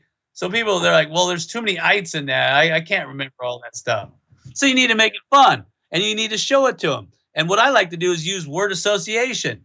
So if the rock is green, and I say, of course, there's a lot of green rocks out there, but if we're working with, say, peridotite, and I say you need to learn peridotite, it's got dunite and it's got olivine in it. I says it looks kind of like green from a parrot, don't it? So when you see this, it has a specific color. You can't confuse it with serpentine, but peridotite sounds like a parrot. So a parrot is green. So you can say, the green is close in similarity of color. You can say, oh, that's peridotite. So I use association for that. And serpentine, snake, you have certain green snakes, serpentine, serpentinite. So I try to associate that for people so that it gets stuck in their head. And I only color the stuff that's important. I don't go off in this huge list of rocks that doesn't matter, because I hate that when someone goes, oh, let's learn about this. Does it have to do with gold? No. Then why am I learning about it? Yeah. You're just cluttering up the box. So just teach me what I need to know so I can find gold. Keep it simple. Well, I hated that from. Go ahead. Go ahead. I was just going to say, at your college, when they were teaching you to be a geologist, they were thinking you were going to work with a road survey crew and be that kind of geologist, not, just the geologist that wants to go and dig for the yellow. Or if I go work for some petroleum company, because a lot of the geologists I knew, they went off and worked for them because there was big money at the time to work for, Mobil or Exxon or these bigger companies to go find deposits of petroleum. I'm like, no, I'm out to look for gold. The heck with that. I wish I would have been on the lead for that Carlin trend before they got out there. I would have been rolling in money. I can't tell you how many times I've walked over that area thinking, this sure looks like an interesting carbonate-hosted deposit, but the gold's too disseminated. Yeah, well, years later, 40 ton of rock for an ounce of gold pays off. Yeah. So back in those days, people thought you were crazy. 40 ton of rock for an ounce? What are you, nuts? Yeah, I've been surprised when I've seen movies or stories and they talk about how much rock they move to get an ounce of gold. Where I'm like, man, really, that seems like a lot of weight. I think the same way. You talk about 40 tons. I'm like, 40 tons for an ounce? Is that really equitable? Yeah, it is when you've got that size and scale of equipment. You've got haulage trucks that 40 ton is nothing. So for them, yeah, it's a profit. But for small scale, and speaking of that, I tell people, if you're going to do hard rock, make sure that you get 1 ounce per ton or higher on your numbers when your assays come back. If not, then walk away from it because you'll never make any money. The mine will never support itself. So I get asked all these questions about hard rock. Hard rock you better know what you're doing because it's a whole different animal. Placer, anybody could go out and do placer mining. But hard rock, no, you really have to know it, especially depending on the type of ore that you're working with. If you have, like I said, refractory ore, if it's chemically locked up, that's a whole different animal, especially if you start getting into leaching. If you're going to practice leaching, and then you got to deal with, like I said, the EPA, all these other agencies. So leaching has a bad name. Yeah. So there is gold out there, and there's gold to be had. You just have to know how to get it and be safe about it. And I try to teach everybody all the different aspects, because I've had some guys sitting on gold mines that are very rich and lucrative. They were passed down through their families. They didn't know what to do with them. They didn't know what it looked like. So I walked them through the process, and they sent me back pictures of what they were getting. And I'm like, dude, now you got your retirement. But the biggest problem I see, two things actually, is they open their mouth and I tell them, keep your mouth shut. Because you can't tell people where your gold is. You're going to have snipers around there. They're called snipers for a reason. And they're going to come around there and they're going to try to find your mine so they can high grade your gold. Yeah, high graders are a thing, and it doesn't matter what kind of mineral you have. It can be a good quartz. It can be an okay agate. It can be serpentine. If you have a mineral and rock hounds find out about it, they will steal your claim information. They will knock your poles down. They will cut through your fence. They'll kill your dog to get at it. I mean, I've seen them. It doesn't matter what mineral it is. High graders are they're all over, and you'd be surprised how many of them bring their kids to steal. Yeah, that's setting a bad example, don't you think, there, son of Jim? So yeah, that's the one thing I tell people, because they get all excited and they're like, oh, I got to go tell somebody. Or they like to hang out at the local tavern and have it, put a few back. And next thing you know, they're telling the guy next to them, oh, yeah, I got this gold mine that's pulling 10 ounce per ton out. Really? Tell me some more about that. Here, let me pour you a drink. And it's like, man, things haven't changed from the last couple hundred years at all. So I tell people, keep your mouth shut. And the other thing is that you got to know, you got to know your limitations, because I've seen loads pinch out, and they just sunk up. And this is really where, for some reason, I am starting to have all kinds of problems. And I shouldn't say starting to have. I have been having all kinds of problems. Inside of this editing software, which is Premiere Pro, it's, one of the best, blah, blah, blah. I've never had this problem before. On the other two videos I've edited that are pretty much ready to go, I've never had this problem before. Yet with this one video, and after an hour and 6 minutes and 59 seconds from then on, no matter what I do, I cannot get the voices and the video to sync up. Something happened while it was recording. The recording is off. It's not accurate to where when you can hear the voices, the lips aren't matching up with the voices. And so I've spent days and days and days and hours editing and cutting and making everything right, and then exporting. And every single time I export, it doesn't export properly. What I mean by properly is, even if on the video, which I'll pull that back up, even if in my software right here the lips match up, which they don't right here for about 2 minutes, and then right about here they do. To get into the hard rock mining, it can pay off, but you better know what you're doing. And I think the best statement is that it's a gamble. And it's like that the whole way through the whole thing. The lips, I says, look, the words match the video if it's perfectly. a gold mine and you get gold out of it. Let's see, that was 12. We'll come down here to 30. An hour and 30 minutes. It's a little spooky in there. I won't kid you. And it matches properly. Keep going all the way to the end now. It matches. Yet when I export it,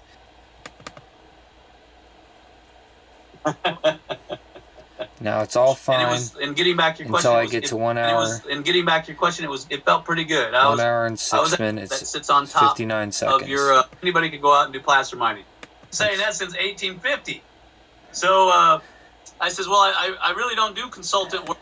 So you send it in, and you send it into two. Keep your mouth shut. And the other thing is that you got to know your limitations, because Here's I've where our seen problems loads come pitch in. out. And now, no matter So you how send I it in, edit and it, you when send I it into export two it, companies, it's not like this. one. I've seen so many, and I'm like, did he tell you that he used to drive it to church every Sunday too?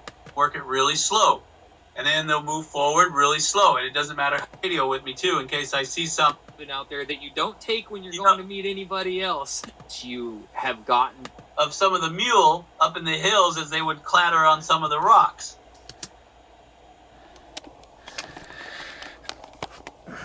So, as you can see, this is not the first. This is like the umpteenth export of this video I've done. And for some reason, after the 106 minutes and 59 seconds, once it gets past there, no matter how it looks in the editor, if it looks good in the editor, when I export it, it's like this. Like the dialogue doesn't match up at all. So I've held getting this video out for way too long. It's holding me up doing any of the other videos, the other two that I already have done. The point is, the rest of this video is going to be, the dialogue's not going to match up with the video, because there's pretty much nothing I can do. All the work that I've put into it, it's not any better, because when I'm looking at it, it looks the way it should be. Then when I export it, it's not like that. So I very much apologize that you are not able to watch the video if you're watching this on YouTube, which you have to be watching this on YouTube or something, because this isn't going to affect the audio at all, and the audio is going to upload just fine. It's only with the video that I'm having this issue, not matching up no matter what I do. So, anyways, enjoy the rest of the video if you're here watching it on YouTube. If you'd rather listen to it, go ahead and check out my links in the description, and you can go find the audio version of the podcast too. I love you for watching. Let's jump back into it. And they just sunk 150 grand for nothing. So that's the other thing I says, you have to know your limitations. Don't spend more on this than you can afford to lose. It's like gambling, because there are ways to protect yourself. You can do core drilling. Core drilling will basically tell you the size of the load, but that costs a fortune. Most guys, small scalers, they can't afford bringing in a crew, contracting out a crew to do core sampling.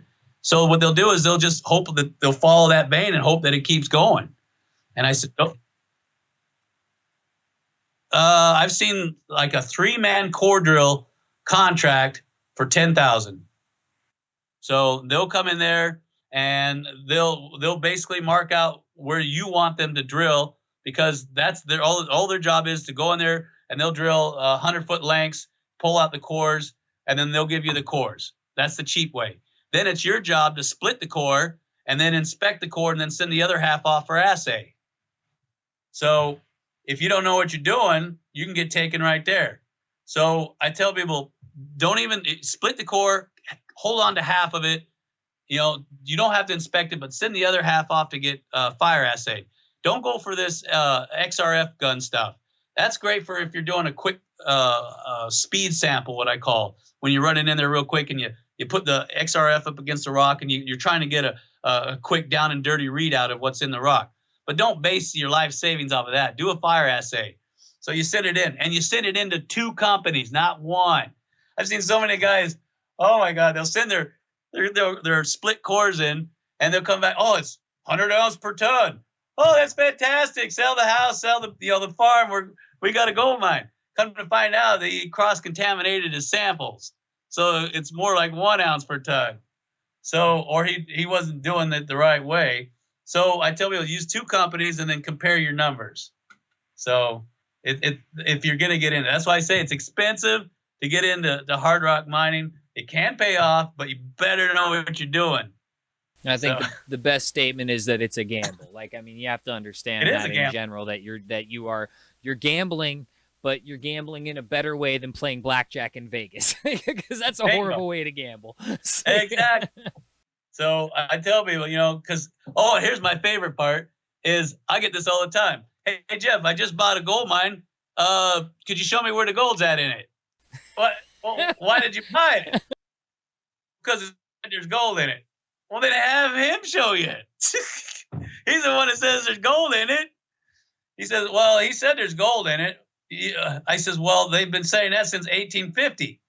So I says, well, I really don't do consultant work anymore. And even if I did, I don't think you could afford my services because I usually stay out on the property for anywhere from 3 days to a week to give you an accurate sample. And then, of course, it has to go and be fire assayed, and we have to wait for the results. So it's not like I can just walk in there and go, it's right there. There's your gold. Well, just to be on the side of the person that's selling something, you should just put the ridiculous number up there because somebody's going to pay it. There's somebody's going to go, I want you out here for a week, Jeff. I'm going to pay that. No, because here's the downside of that. I actually have done that. Now, I didn't charge because they were a couple of friends, and I've done consultant work for them. But the downside is when you do your samples and your cores and you do your assays and it comes back zero. Oh, man. That's not your fault, man. You're just the one giving them really? the real info. You tell them, you try telling somebody that. That's the mine that you just spent a fortune on, there's no gold in it. Oh, no, you're wrong. There's got to be gold. The guy said there's gold in it. It's the old saying, man. A guy trying to sell you mine is a liar with a hole in the ground. That was Mark Twain. Is that Mark Twain? I didn't know where the quote came from, but I've heard that quote about 15 times in 5 years. It's got to be true. Yeah, Samuel Clemens, his real name. He said a gold mine is a hole in the ground with a liar on top. Oh, is that what it is? Something like that. The way I heard it was that somebody trying to sell you a mine was a liar with a hole in the ground. Oh, that's probably more accurate then. That's more accurate. But yeah, and I tell people, buyer beware. If you're going to buy a gold mine, especially hard rock, you really need to know what you're doing because there's so many different ways that you can make a gold mine look productive, and it ain't. And so the guy runs out with the cash, and you get stuck with an empty hole in the ground. So I've seen that lots. Even today, you'd think people would wise up to that. Nope. I've had so many people. I just bought this mine off of eBay. He said, I'm not kidding. No, I believe that. I used to look at those. And he said, oh, yeah, it was producing 3 ounce per ton and blah, blah, blah. And the guy said, that it's got gold in it and he's just too old to work it anymore. And I'm like, did he tell you that he used to drive it to church every Sunday too? Because I says, look, if it's a gold mine and you get gold out of it, that's great. Have fun with it. But, don't sink your life savings into it. And if this is going to be a business, it's not going to be fun anymore. I guarantee you when people start turning their passion into a business like that, it's not fun. Because they don't look at it as, okay, I got labor expenses. I got to pay taxes on it. I got to have a certain amount of revenue to cover costs. And if I don't do that, now I got to get loans from the bank. So it starts to build up and then it becomes stressful and you don't want to do it no more. It's like, hey, I just wanted to have a mine to have fun in. Well, you turned it into a business, sonny boy, and now it ain't fun no more, is it? All you're doing is spending your time looking at numbers. That's a really good advice because it's very, very common that somebody doesn't understand what they're going to get into when they go and do that. And just the amount of stress that it puts on it, it does exactly what you said. It's not fun anymore because now instead of everything being about the golden moment like it was when it was just a hobby, now it's about getting to the golden moment. And what if you don't find that golden moment, Right. Which in this case is gold. Exactly. And people don't see that. They're like, all right, so you have to put up a certain amount of revenue, capital to get the whole thing started. And you think you're just going to get in there and start digging nuggets out like it's nothing. What happens when everything pinches out? You're going to drive another 5-10 feet. What if you don't find nothing there? You start doing cross cuts. You don't find nothing there. What are you going to do now? What's your exit strategy? So I mean, you make it look so easy, man. You invite some of your viewers out and they have some metal detectors. The next thing you know, you're seeing gold nuggets in 15 minutes. Yeah, it's there's a lot of times they find nothing but trash and wire. Yeah. So I feel really bad for some of them because they hunt their hearts out and they don't find nothing. And then of course what people see are the glory stories. And so they're like, oh, well, that's fantastic. Makes I'm like, better well, film. Yeah, and I said, some of these guys really put their time in. Really, I mean, a lot. And some guys, they don't find nothing. And I feel bad for them, but that's just the way it is. So a good example, we had one guy on the last tour. He worked this one dry wash for 2 days. Didn't find nothing. I kid you not. Another guy, Larry, I filmed him. Larry Englehart. If you're out there, Larry, how you doing? He can relate to this. He went in right after they did. He came in late because his clock. Well, I won't say Larry while you're late, but he was late. He came out late on the tour. He came in right behind him. Boom, found a nugget right off the bat. Right off the bat. And the other guy was like, I was in there for 2 days and didn't find nothing. He goes, well, I got in there with my SDC 2300 and boom, and he found a big one too.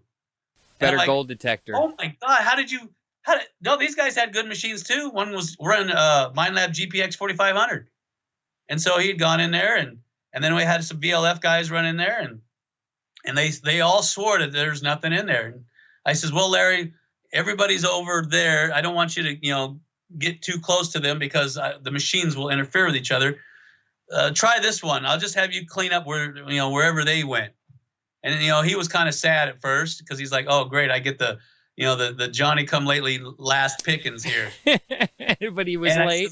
Yeah. So he's going through and he found one and, oh man, that changed his whole outlook. And it's funny because everyone's like, what? And so they all come running over. I go, no, you guys already gave it up. You need to give it to him now. You go stay where you're at because you already said there's nothing there. You can't come. It was like a gold rush. Everybody and your uncle come running over to that wash because I got to get in on that.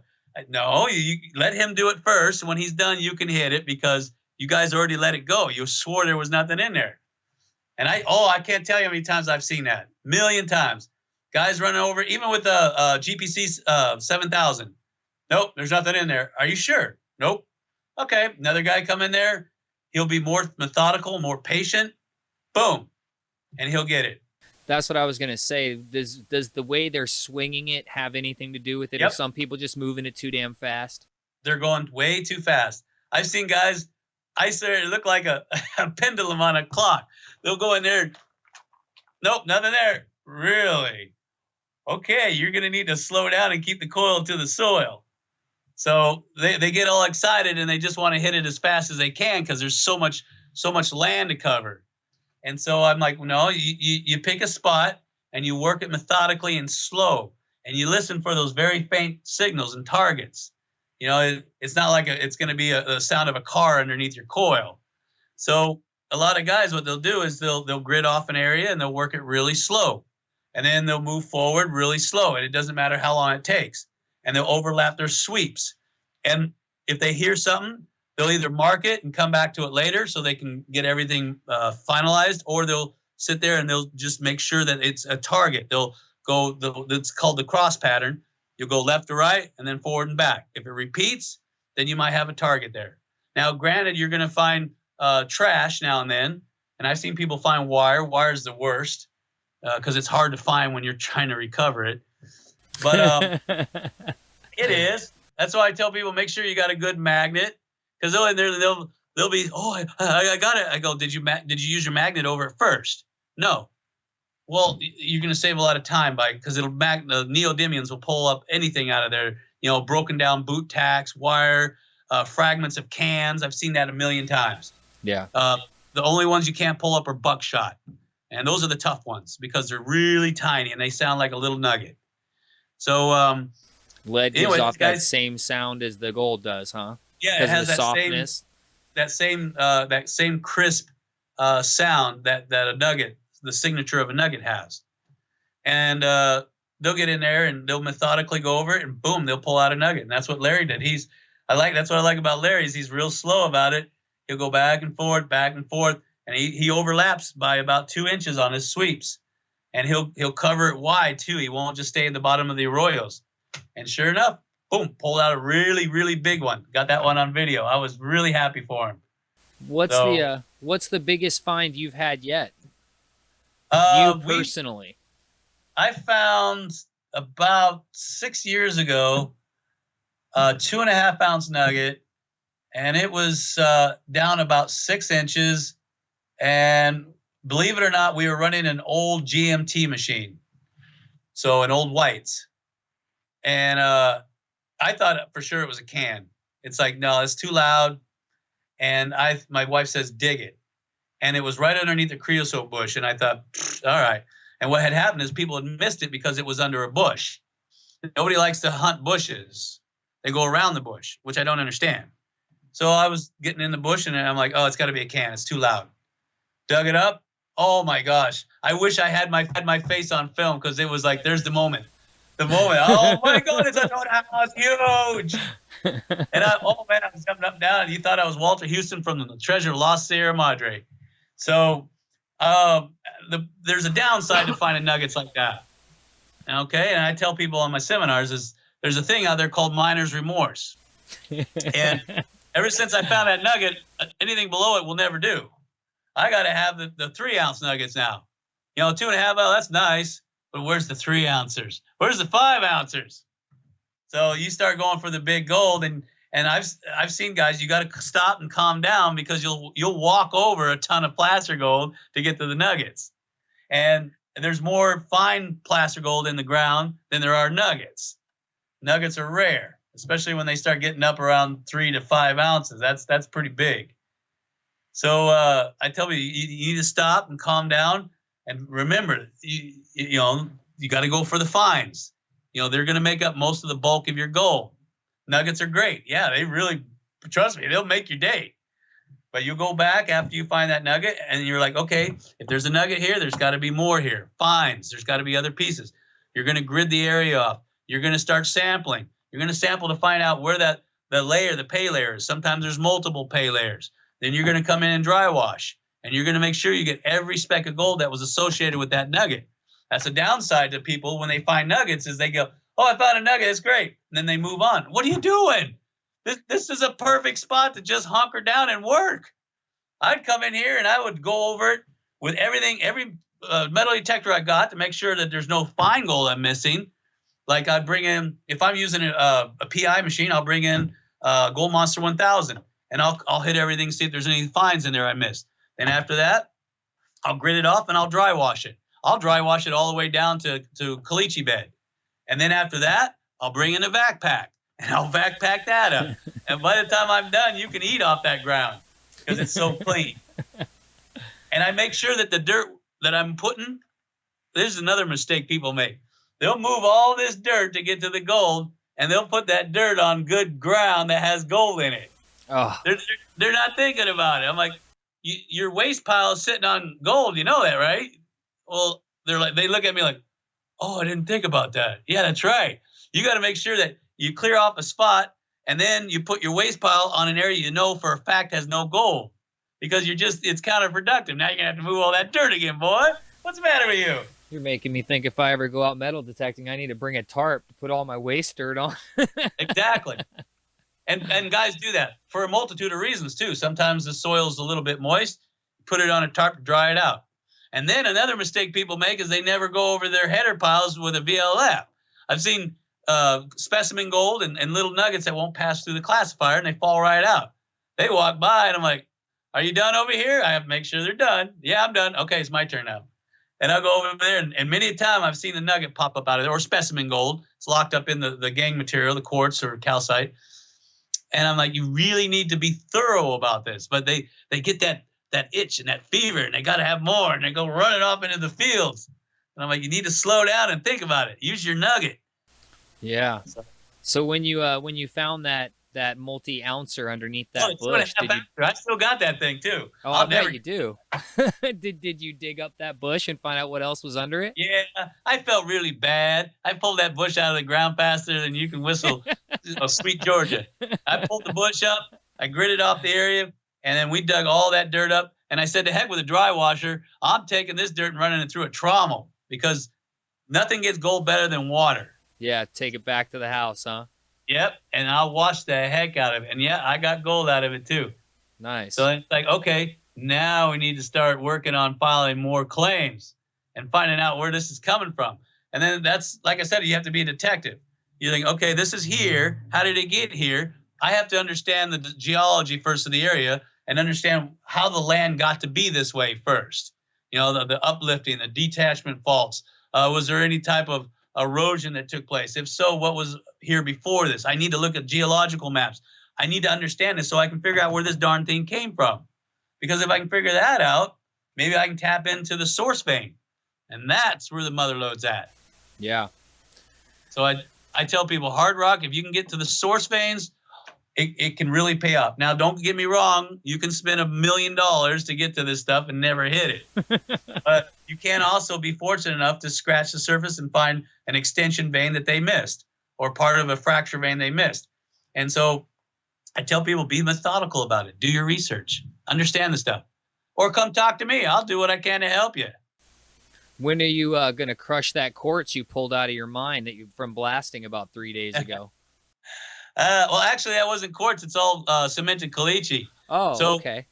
Yeah, it's not quartz at all. This is all sediment that the gold is hosted in, because it came from an eroded vein, washed in, and then over years of erosion and sediment packing on top of it, it's now 40 feet under the ground.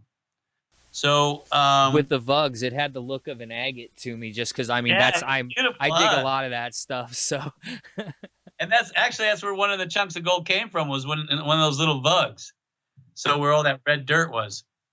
So what we did is we crushed it all up into small bite-sized pieces. We cleaned out all the bugs to make sure there was nothing left in them. And then I crushed one through a jaw crusher, a little 4x6, just to see if there was anything in it. The gold is not inside of that caliche itself. It's in those little bug pockets. So then we went back through and we made sure we cleaned out all of the bug pockets. And now we got to go through and find more of them, because now you're thinking, all right, so you got bugs, you got multi-layers of caliche that are cemented together. Somehow those bugs formed in there and the gold got in there, which means an earlier timeline of deposition. So now I need to understand that, if, first of all, is that the only one in there? And B, how do I get to it once I get into the cave system? Because the cave system's only, 2.5 feet tall. You can't get a drill in there. Well, you might only be seeing that cave system as 2.5 feet tall because it's been backfilled with sediment ever since. We have a very popular cave here in Florida that they give tours in, that when it was first found, it was only like 6 feet into the wall. And then they started realizing that it was all loose and that it was a much bigger cave system that had been filled up with sediment. And it's a 9-foot tall cave that has spring water that drips into pools, and there's stalactites and stalagmites all in the thing. But it also took them like 5 years of digging it out in the 1950s to get all the sediment out of there to show what was actually in that cave. So who knows really how big the area that you're talking about is. The 2.5 feet is what you can see right now. Right. So we've tried to clear most of it out. I'm the only one that can fit in there because I'm small enough to get in. So I've gotten in as far as I can, and I'll use my hands to dig it out, and a little tiny spade shovel that we use to dig it out. But it's hard going, and there's a pinch point in there where we have to open it up. We've almost got it wide enough to where I can get my head in. I just got to get my shoulders in. And just so don't I'm get stuck. Yeah, I know, right? Well, I'm tying a rope to my leg and they can pull me out. That's one of my biggest fears whenever I'm dealing with anything like what you're talking about right there. I mean, I remember the first time I worked on boats with somebody, and I had to go and sand the tip a nose of a boat from the inside, and there's literally you could just barely move to sand the thing at all. And that was the first time I ever had that panic of being stuck in something and had to wait a second, dude, you're in a boat. There's people around. They'll be able to get you out. Just calm down. And then I've seen stuff with actually people that crawled into spaces they couldn't get out of and stuff like that. That's a worry of mine big time. It's super dangerous. Trust me, it'll definitely put the fear of God into you. You get in there and there's 40 feet of rock and dirt above you. And you're in this tight little space, and all of a sudden there's something you can't back up, or you got over a rock that's wedged in your gut or on your belt or something like that, and you can't back up, and you're thinking, I'm going to need some assistance here. So I usually, when I go in, I always have somebody behind me to make sure if there's a problem. And I usually keep a radio with me too, in case I see something that ain't quite right, or if I'm not feeling right and I need to pull me out. So it's a little spooky in there. I won't kid you, and it's got me a little concerned. But of course, the kid in me wants to know what's in there, and trust me, when we were younger, we used to chase the stories of Cocoa Weave Caverns. I don't know if you've ever heard the Lost Fables story. No, I've never heard of them. Cocoa Weave Caverns. It's the Lost River of Gold. So it's the Cocoa Weave Caverns. It's a long story, and you'll have to look it up. It's spelled with a K, Kokoweef. And supposedly it was this series of caverns that a man was discovered, who was led there by Native American Indians. And they took him into the cave, and the cave dropped down, and there was black sand all along the edges of where the water was, and he panned it out and found some little nuggets in it, and he got all excited. And he took two friends back with him to help dig it out. And then the story goes that there was an argument, like there always is, and he shot and killed two of them, and then blasted the entrance shut. And of course, the story would have ended there until some other guy found it and dug it out and went in. And I've actually seen 8mm film of the inside of the cave, and him actually using a cable system and a bucket so he could get the water and the sand up, and then he would sit there and pan it in a metal pan. And the flashlights they were using was a car battery with the headlights of cars on a board. That was their flashlight. It was really weird. So anyway, fast forward, a guy by the name of Larry Hahn, he bought the property, and he's been drilling and blasting forever to try to get into this thing. And there's definitely cave systems all through there, because he's got photos online where you can see the natural formations and everything. And I've been up in there too. It definitely goes somewhere, but I think he doesn't want people to see it, because for some reason he stopped mining it. And I think he tapped into something, and he's keeping his mouth shut. And if he's smart, that's what he'll do. Yeah.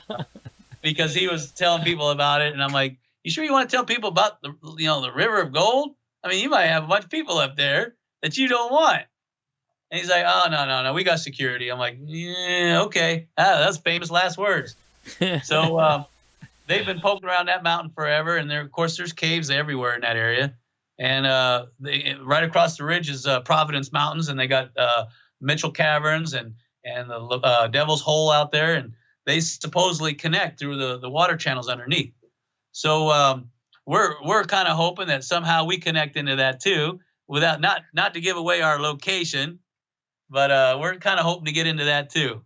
And I think that these natural underground aquifers, they all connect, and it's just a matter, is it big enough for a human to get in there though? That's my question. It's a good question. I've had some really crazy responses, like, oh, if I was you, I'd just blast that thing wide open. Oh yeah, and get 40 feet of material to come down on top of my head. Yeah.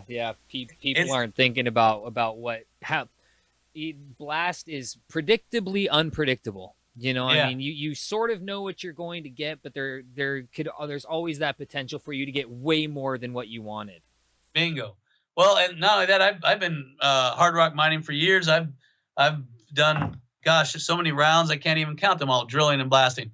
The thing about rock, you have to know the rock you're working with when you're going to get ready to drill and fire a round.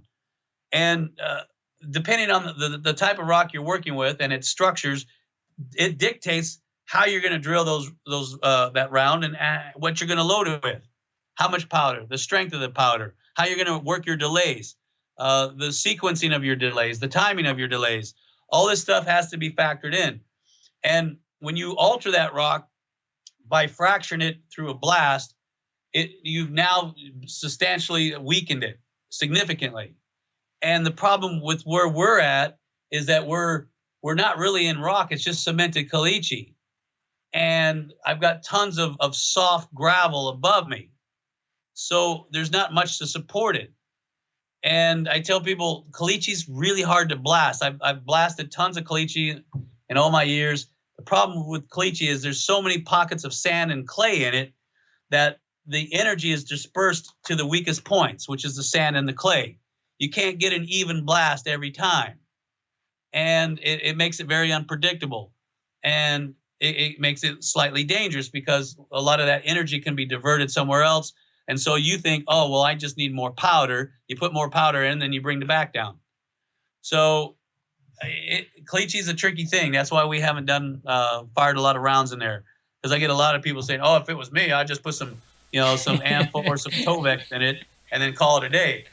50 feet of deck cord and you're good. You can almost guarantee the person that starts off his sentence with "if it was me" probably knows way less than the people that are actually doing the work. I know, right? I'm like, you know what, buddy? I'll blindfold you, but you're more than welcome to come out and you can load it all you want. Yeah, talking about that, I was thinking, if your vehicle is so noticeable, it might be time for you to get a stealth vehicle. A vehicle nobody knows, that you only use for driving out there, that you don't take when you're going to meet anybody else. It's funny you mention that, because my buddy who owns the property out there, what I'll do is I'll leave my vehicle in town and I'll ask him to meet me out there at the Denny's, and then he'll pick me up in his vehicle and drive me out. So people will see that and that's just that guy that lives out there, that crazy guy. And then so we'll be hitting and sitting in the back trying to keep a low profile. Yeah, because you'd be amazed. I get people all the time out there looking for that thing.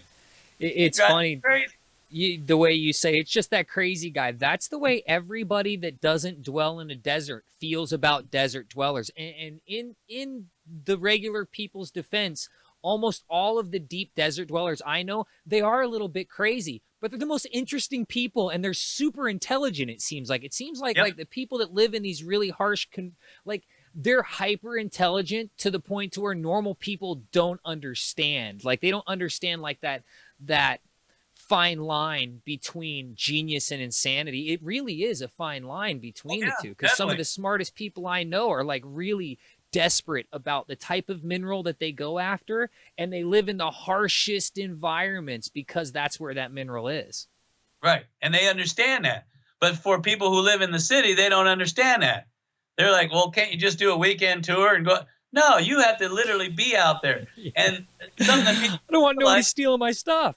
That and of course it just makes sense. That way you don't have to spend more time traveling out there. I mean, there's been times where I've actually slept down in the drift mine because it just made more sense to stay there the whole weekend than to have to keep driving back and forth. Oh, absolutely. So, and then of course, you can probably appreciate this, is when you're out there in the wilderness, you get a whole new appreciation for things. You have that Mother Nature, coming into your mind, and you start getting a feeling of oneness with everything. Yeah. And you drop all the craziness that you were taught when you lived in the city. And then I think that changes your persona to where now you're a different person, and other people look at you like you're crazy. And you're like, no, actually, this is the way you're supposed to be living. Not that way. You're the crazy one. Yeah. Yeah. In general, regular people don't understand how much they would benefit from a month with just by themselves or one other person in the middle of nowhere. Like they don't understand. They don't understand the amount of, like, just the self-reflection that comes on, the stuff you think about from your past. And it with me, my adventures into the Mining America channel changed how I deal with people, because that first 6 months where I spent so much time by myself, I would say the first 6 months of it, I had so much self-reflection on why I was an asshole on all of these scenarios where I was just like too high-strung and not considerate of other people, and only thinking that I knew the way it should be. And it really did absolutely change my personality on how I consider people, how I think about people, and how I deal with people. And then later on, when I spent that 6 months in the desert by myself, that was really where I had like the come to God sort of moment. Not like a religious experience, but like what you were talking about, like where I started to have this whole release of all of the stresses that you get when you're constantly in a city and you're constantly in the rat race and you have appointments to keep with other people. When you're out there and you're like, oh, is it Wednesday? Really? I had no idea. No, you don't know time at all. All you know is the sun is up or the sun is down. Yeah. That's all you know. And yeah, you start, and I think your consciousness starts to evolve because into the person you're supposed to be. That's the way I look at it. I mean, I've been out in the gold fields for weeks at a time, and you start to get an appreciation for everything, even, just little bugs and creatures and Mother Nature, and everything is alive, and you're part of it, and you feel connected to it. And you realize that the rat race is all a scam. It's all fake. It's not real. This is real. This is the way that we're supposed to be living. At least that's how I look at it. You have to depend on your own wits, and you have to understand what you need to do, and you do it. And there's no secondary agendas or games that are involved. You just know what you got to do, and you do it. And you feel alive. You feel more alive than you feel when you're 30 years or 20 years young, if you want to call it that. And I think everybody should go through it. And I would love to see, but some people, they can't handle that. They're too comfortable living in their stress zone.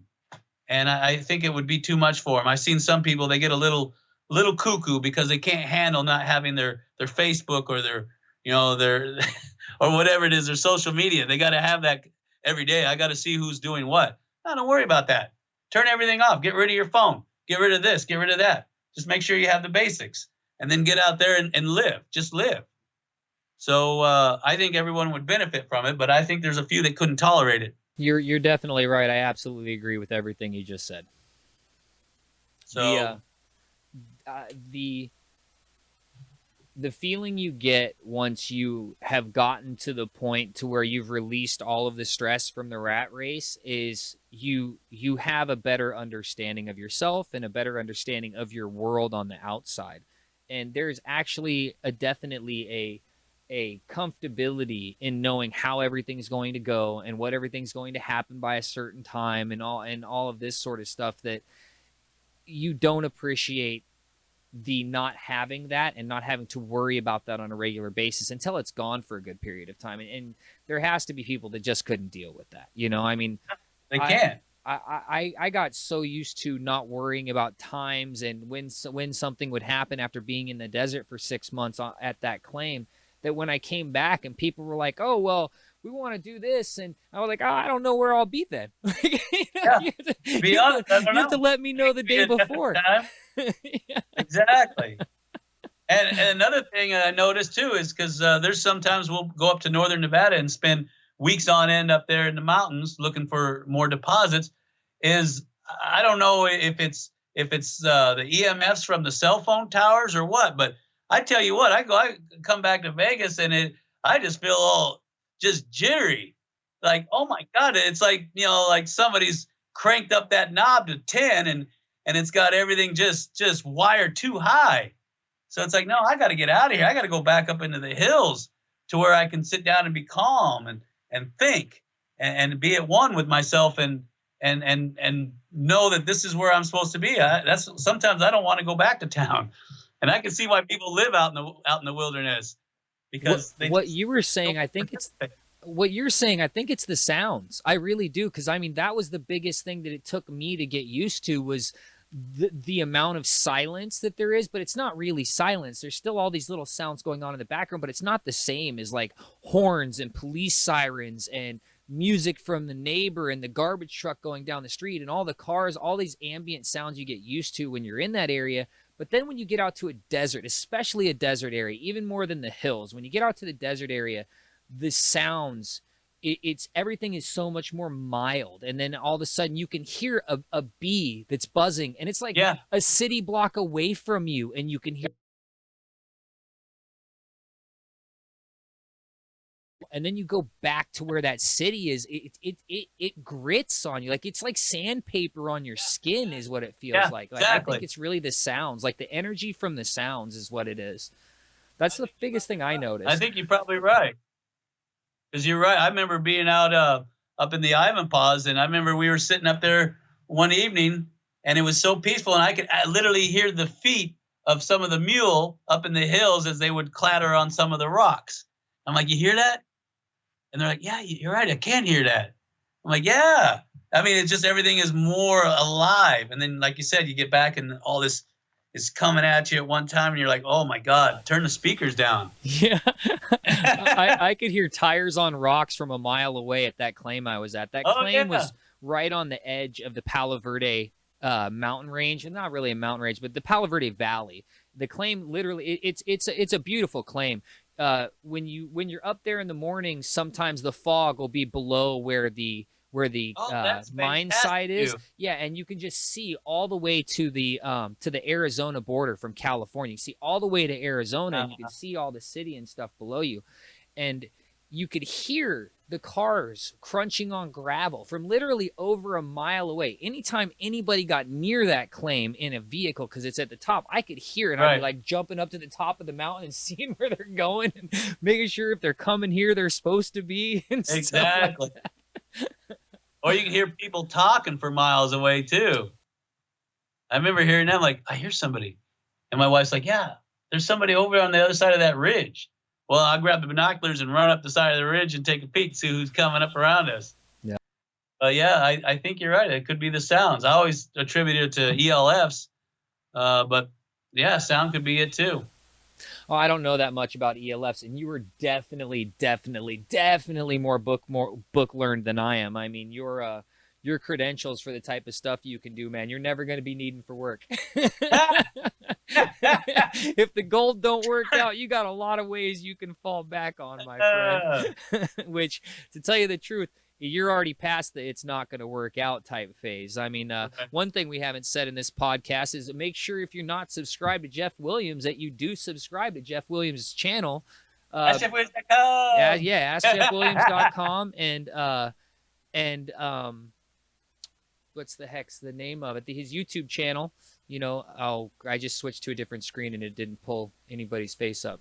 It's just blank Skype. Oh, now it's not wanting to work with me.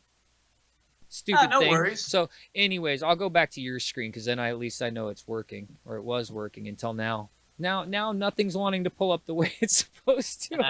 I got okay. The main screen has a blank Skype. They can still hear us though. But anyways, what I was gonna say is that Jeff Williams is right just before. He's like 165,000 subscribers right now, and at 200,000 subscribers, he's giving away 200 bags of gold. So if you want your opportunity to get any of that gold, make sure you subscribe to Jeff. Yep, we're giving away 200 bags to 200 regular subscribers. Not our patrons, but regulars, because we have patrons too. And they're the ones that get all the gold that comes out of the drift mine. Check. Okay, making sure that the mic's still picking up. Say something for me, Jeff, real quick. Okay, good. Gold? For gold, that works. For some reason, my NDI, my software records off an NDI signal that comes from the Skype. And it's not recognizing it at all. My screens have completely gone blue. I cannot pull them back up, but we're still catching the audio. So the audio is still recording, and that's the biggest part. So I've had a fantastic time conversing with you, man. You have you are a wealth of knowledge. That it's just. I appreciate that. Your channel shows that. Like you personally, I had a great time talking. I can't say that enough to tell you the truth. We'll have to do it again, huh? Oh, we definitely will in the future. I really appreciate you being willing to do this, and maybe one time we could go out in the gold fields and spend some time together. I'll teach you what I know. We will definitely do that sometime. I would take you up on that. Probably not until after this winter. I have a bunch of stuff going on I have to deal with. A lot of my viewers know about that because I basically treat my viewers like family. I'll have live streams that you don't make any money off them or anything, but I'll have like 20, 30 people, and we just sit there and shoot the breeze and stuff like that. But, right. I guess we'll go ahead and shut this down. We got about an hour and 50 minutes, which is pretty good. It's not bad. I was hoping at least an hour, no more than 3. The whole I love the long form podcasts, and when it comes to my channel, a lot of this stuff has to do with like carving and cutting rocks and turning something that's worthless into something valuable, or something valuable into something that's more valuable. And one of the things about doing that a lot of times is that you want something you can listen to in the background, and that's where this podcast comes in, because I have a lot of people that watch my channel that carve and cut rocks where they can't look at the screen, but they want to hear what's going on. That's how I got into these podcasts, actually, was Joe Rogan, and listening to him while being out at the mine. I was able to get a signal. Who doesn't? I know, right? I love watching him. I remember him on Fear Factor. Remember that? Yeah, yeah. Do you ever listen to his podcast when you've got nothing else Yeah, going on? yeah. I tell you I'll be what, man. surfing around like, oh, I got to hear what he's got to say about this. He's got so many intelligent people that he brings out there. That's what I love about his podcast the most is that he always has these people that they might not, I might not know anything or care anything about what they're going to be about when they first get on there, but they're so passionate about what they're into that then I'm really interested in listening to them. Like Neil Yep. deGrasse Tyson is one of my favorite Oh people yeah, he I has saw out that there. episode. That was a good one. It's the dude is so hyper intelligent that like I know, right? he's like And it often gets like you to think. yeah. I mean, and some of the stuff he'll be like, he'll be talking about. You're like, man, this is real. Like this is a real type of math. Like, the guy is insane. That's part of the reason I love this format, and I really appreciate you being willing to do this with me, especially for being the first episode, man. I can't tell you what this means to me. You're one of the first people I saw when I started doing this. Your channel, and when I saw it, made me think, well, hey, I'm not into gold because I don't know anything about it, but I'm into this other stuff because I can go to FeeDigs and do it, and it gave me the and now I'm brain farting on the word. It gave me Motivation, passion. not the passion's not the word, but it's like the feeling that it was possible that Oh yeah. if I just followed doing something that I liked and I could make videos that were engaging, that other people might like them, and that definitely it turned out to be like Fantastic. thank you very much, Jeff. Thank you for being here. Tell Of Leela course, it was thank my you for pleasure. being her, because I tell you what, I know your channel wouldn't be half as what it. Well, actually, now that I know the whole story, your channel wouldn't be anything without Leela. Leela's the linchpin, Yeah, man. she's brains in the outfit. The secret's out. Dude, everybody needs a Leela, man. I'm telling you, she's Oh, awesome. I know, right? Makes things so much easier. Dude. Oh, I'll bet.